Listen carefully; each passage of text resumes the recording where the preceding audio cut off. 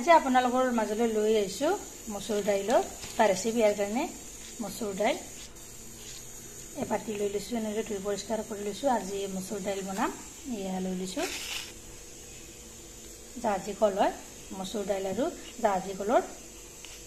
ৰেচিপিটো বনাম চাই থাকক ভিডিঅটো সম্পূৰ্ণভাৱে আৰু স্কিপ নকৰাকৈ ইয়াতে এতিয়া কেৰাহীটো বহুৱাই দিছো তাত দালিখিনিও দি দিছো আৰু কলখিনিও দি দিছো ইয়াতে এতিয়া মই পানী দি দিছো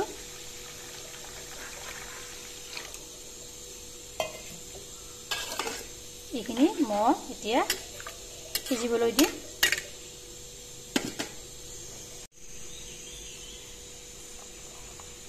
ইয়াতে দিম এতিয়া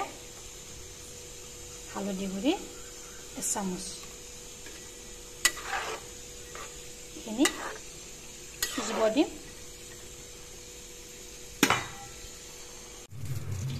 ইয়াতে দুখিলা তেজপাত দি দিছো আৰু দুটা শুকান জলকীয়া দি দিছো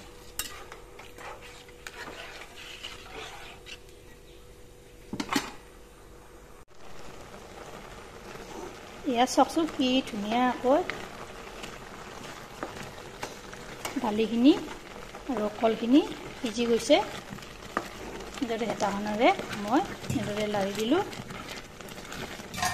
সহজ পদ্ধতিত এই তৰকাৰীবিধ বনাব পাৰি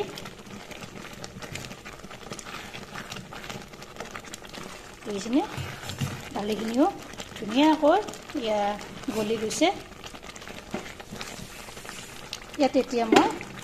পানী দিম পানী অলপ দি দিলোঁ নিজৰ জোখমতে দি দিব আপোনালোকে বেছি পনীয়া কৰিলে অলপ পানী বেছিকৈ দিব এতিয়া এইখিনি মই 10-15 মিনিট মান সময় ভালদৰে উতলিব দিম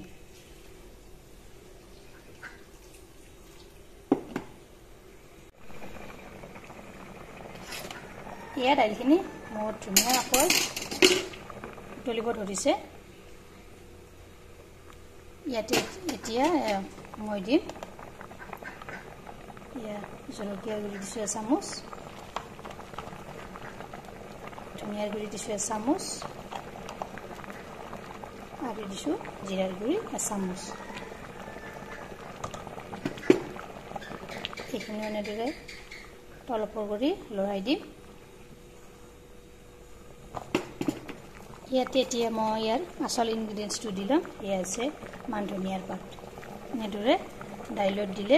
খাবলৈ সোৱাদ লাগে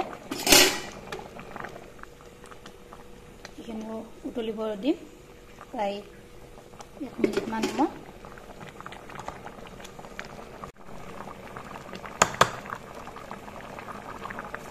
ইয়াত মই নিমখ একদম শেষতে দি দিছোঁ প্ৰথমতে দিলে কি হয় জানে দালিখিনি ভালকৈ নিহিজে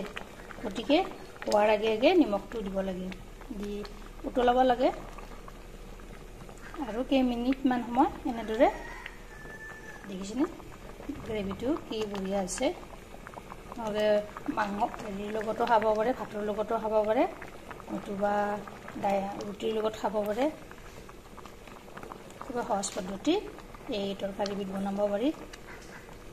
আপোনালোকে মন কৰিছেনে নাই নাজানো ইয়াত এবিধ বস্তু দিয়া নাই কি জানেনে তেল নিদিয়াকৈ এই তৰকাৰীবিধ বনাইছোঁ খুবেই হেল্ডি হয় এই তৰকাৰীবিধ আপোনালোকে এবাৰ ট্ৰাই কৰিব এইখিনিতে ভিডিঅ'টো ভাল পালে লাইক কৰিব শ্বেয়াৰ কৰিব কমেণ্ট কৰিব আৰু মোৰ চেনেলত যদি নতুনকৈ আছে চেনেলটো ছাবস্ক্ৰাইব কৰিব